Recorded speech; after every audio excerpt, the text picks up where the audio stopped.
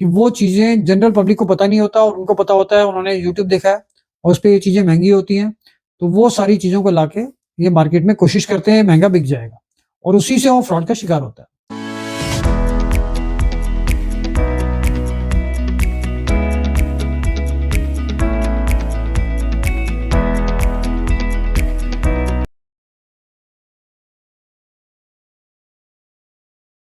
दोस्तों नमस्कार, royal arts and numismatic gallery रंग के यूट्यूब चैनल पर आपका स्वागत है। दोस्तों आज हम डिस्कस करेंगे अपनी इस सीरीज में जिसमें हमने बताया आपको कि चीटिंग फ्रॉड किस तरीके से इस न्यूमिस्मेटिक फील्ड में चल रहा है। तो इसमें जैसा मैंने आपको पिछली बार बताया था कि बहुत सारे नोट जिसके नंबर चेंज करके लाते हैं लोग और वो एक सिस्टम बहुत ज़्यादा पॉपुलर हो चुका है कि उसमें सुपर फैंसी सारे नंबर ही चेंज कर देते हैं। मतलब स्ट्रिप आती है उससे पूरे नंबर चेंज हो जाते हैं, चाहे वो कॉमन नोट हो चाहे वो रेयर नोट हो, किसी भी नोट में वो नंबर चेंज किए जा सकते हैं। इसी तरीके से कुछ ऐसे लोग भी हमारे पास आए हैं कि जो पुराने ब्रिटिश पीरियड के नोट होते हैं उनकी फोटोकॉपी करवा के पुराने स्टाम्प पेपर पे वो लाकर हमारे को दिखाते हैं और बिल्कुल इस तरीके की प्रिंटिंग एडवांसमेंट तो हो ही चुकी है आजकल, तो उसकी वजह से आप पेपर भी देखोगे तो पुराना लगेगा और वो नोट आपको दिखने में ऐसा ओरिजिनल लगेगा कि पुराना पेपर है उसके ऊपर प्रिंटिंग है। तो इस गलतफहमी में कभी भी ना आए, वो सब चीटिंग फ्रॉड है। इसके साथ साथ 100 रुपए का जो बाज वाले नोट की बात होती है, वो बाज वाला नोट कभी भी बना ही नहीं है, किसी भी गवर्नमेंट ने वो कभी नहीं बनाया।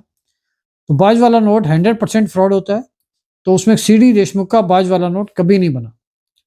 इसी तरीके से 5 रुपए का जो 5 हिरन वाला नोट बोलते हैं, मार्केट में बहुत रूमर्स होती है कि 5 हिरन वाला नोट, 5 हिरन वाला नोट भी कभी नहीं बना, किसी भी गवर्नमेंट ने नहीं बनाया। और अब लोग क्या करते हैं कि जो 4 हिरन के नोट आते हैं, कंप्यूटर से उसके अंदर एक हिरन और बैठा देते हैं। तो ये सब इस टाइप का चीटिंग फ्रॉड चल रहा है। इसके साथ-साथ जो 10 रुपए का पीकॉक इश्यू आता है मोर वाला, तो उसमें 2 मोर आते हैं और हमारे पास बहुत सारे लोग लाते हैं कि 1 मोर का है, इसमें 3 मोर हैं, इसमें 4 मोर हैं। तो सारा सिस्टम जो होता है वो कंप्यूटराइज़ किया हुआ होता है और वो 100% फेक है। इन चक्करों में आप किसी भी तरीके से ना आएँ, क्योंकि बहुत सारी चीज़ें फेक और फ्रॉड इसलिए चल रहे हैं कि वो चीज़ें जनरल पब्लिक को पता नहीं होता और उनको पता होता है, उन्होंने यूट्यूब देखा है और उसपे ये चीज़ें महँगी होती हैं, तो वो सारी चीज़ों को लाके ये मार्केट में कोशिश करते हैं महँगा बिक जाएगा और उसी से वो फ्रॉड का शिकार होता है। इसी तरीके से जो यूट्यूब चैनल आपसे किसी भी तरीके से मेंबरशिप के नाम से या किसी भी नाम से पैसे लेते हैं या किसी भी चीज़ को खरीदने बेचने के लिए पैसे लेते हैं, वो सारी चीज़ें 100% फ्रॉड है।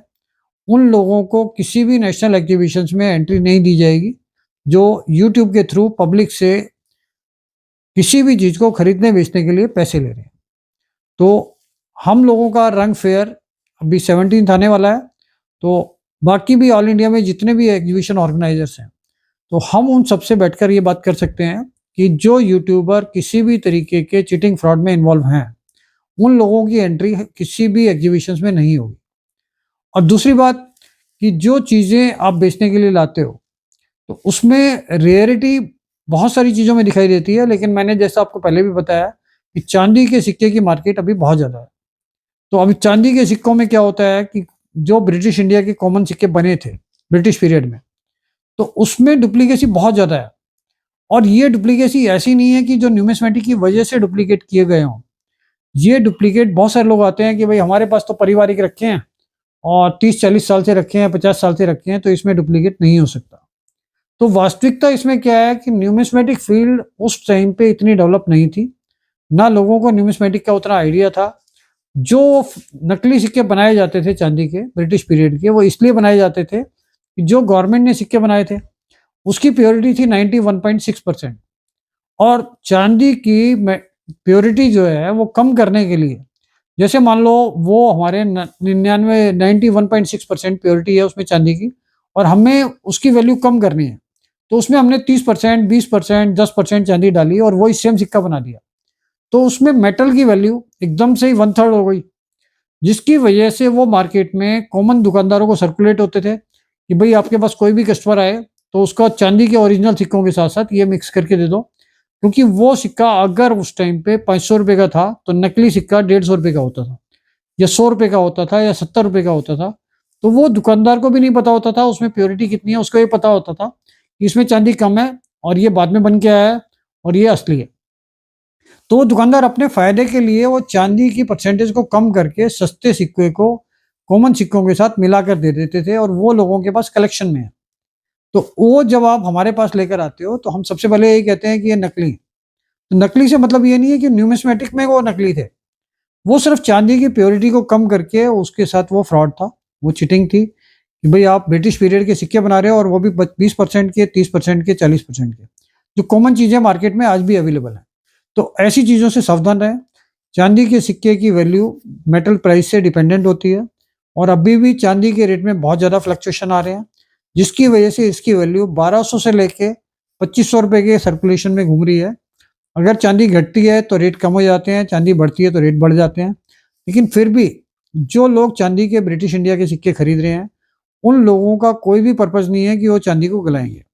तो जब मेटल में इंस्टेबिलिटी होती है, रेट घटते बढ़ते हैं, तो उसका चांदी के सिक्कों का वैल्यू कम मिलता है, क्योंकि वो सिक्के परमानेंट रखे जाने वाले हैं।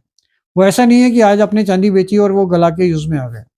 तो जो भी लोग वो चांदी के सिक्के परचेज़ करते हैं, वो ये सोच के करते हैं कि भाई उसमें रिस्क फैक्टर कितना है।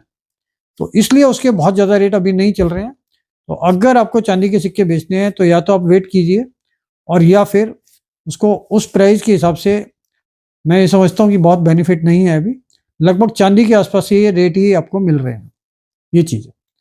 तो ऐसी बहुत सारी चीज़ों की इन्फॉर्मेशन के लिए इस वीडियो को लाइक कीजिए, शेयर कीजिए, सब्सक्राइब कीजिए, जिससे ज़्यादा से ज़्यादा लोगों तक ये इन्फॉर्मेशन पहुँच सके।